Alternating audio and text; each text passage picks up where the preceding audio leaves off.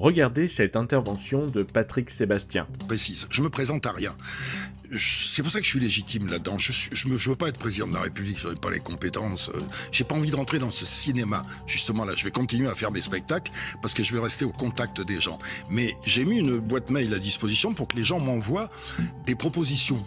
Et donc l'idée, c'est de prendre ces propositions, d'en garder une quarantaine d'ici les élections, de les faire étudier par des gens pour voir ce qui est réaliste et réalisable, et de faire ce que j'appelle un chantage démocratique. C'est-à-dire d'aller voir les deux qui vont rester à l'élection, et de leur dire voilà, est-ce que vous engagez solennellement à appliquer ce que veulent les gens ? Patrick Sébastien est une personnalité qui a souvent été moquée, caricaturée, et dont le public lui-même a parfois été méprisé. Pourtant, il est toujours resté proche des gens, de ceux qu'on appelle parfois la France d'en bas. Ça veut dire, c'est la France des campings. Pourquoi la France des campings ? Il n'y a pas que des campings. Dans les gens qui sont derrière moi, il y a tout. Les mômes qui viennent me voir l'été, j'ai plein de monde dans mon public qui vont devenir, qui sont étudiants. Vous parlez notamment des jeunes. Qui vont devenir chirurgiens, qui vont devenir avocats, qui vont devenir chefs d'entreprise. Et puis autour de moi, j'ai plein de gens de tout milieu différents. Alors il y en a plein qui me disent, oui, mais c'est aussi, ça ressemble beaucoup au programme du RN. Bien sûr qu'il y a plein de choses que le RN... Il y a quand même pas mal de similitudes, on peut le dire. Il y a pas mal de similitudes, mais tu sais qui je représente aussi ? Moi, je connais des familles de Maghrébins, je connais des familles d'origine africaine qui en ont, je vais être vulgaire, plein de cul, d'être stigmatisés à cause d'une minorité. Je m'attendais à ce que vous soyez vulgaire, mais pas aussi vite quand même, Patrick Sébastien, ça ne fait que 4 minutes. Il n'est pas rare de voir Patrick Sébastien monter au créneau face à cette France médiatique complètement déconnectée.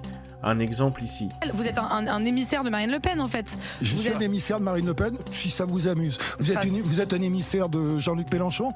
Pas du tout. Alors. Bah si, je peux vous dire ça aussi. Ok. Qu'est-ce que j'ai ? En quoi j'ai fait allusion à lui ? Vous êtes complice. Quand je parle, vous êtes complice des assassinats en France. Je peux vous accuser de ça, mais non. Vous avez le droit d'avoir votre pensée, j'ai le droit d'avoir la mienne. Oui, mais est-ce que c'est pour ça que je suis un émissaire ? Qu'est-ce que vous venez me dire ? Je suis un émissaire de Marine Le Pen. En fait, depuis ce matin, vous dites je ne pense pas ça, mais je ne pense pas ça, mais je ne pense pas ça, mais. Je pense pas ça, mais j'ai le droit de dire ce que je suis. Vous avez le droit. Attendez, non, c'est bon. C'est parce que Attends. Parce que là, je suis en agression permanente. Vous avez des dogmes. Vous nous écoutez parler. Vous avez bien raison. Vous allez sortir du studio. Vous allez dire putain. Vous allez appeler les copains. J'ai été bonne. J'ai bien dit ce qu'il fallait. Moi, j'essaie d'être le plus sincère possible. Je répertorie ce que m'envoient les gens. Vous les voyez souvent, les gens ? Moi, je les vois souvent. Et ce que je vous rapporte, quand je vous dis que je vous parle de la peine de mort, que je vous parle de tout ça, c'est ce que les gens d'en bas me racontent. C'est ce que certaines personnes. Allez-y faire un tour. Mais allez-y faire un tour. Vous écouterez ce qu'ils vous disent. En étant resté proche des gens, il n'hésite pas à faire remonter cette colère et ce ras-le-bol qu'il entend parmi la population. Toi qui vois les Français, tu les trouves résignés en ce moment ou pas ? C'est encore la force de se battre. Ils sont énervés, mais ils n'osent pas le dire. Ils sont en colère ? Ils n'osent pas le dire, ils n'osent pas dire plein de choses. Parce qu'on va les accuser d'être racistes. On va les accuser d'être racistes. Un mec une maman qui va dire moi je voudrais plus de sécurité, qu'est-ce qu'ils disent là-haut ? Facho. Non, je veux plus de sécurité, je veux pouvoir sortir le soir sans risque, sans avoir peur.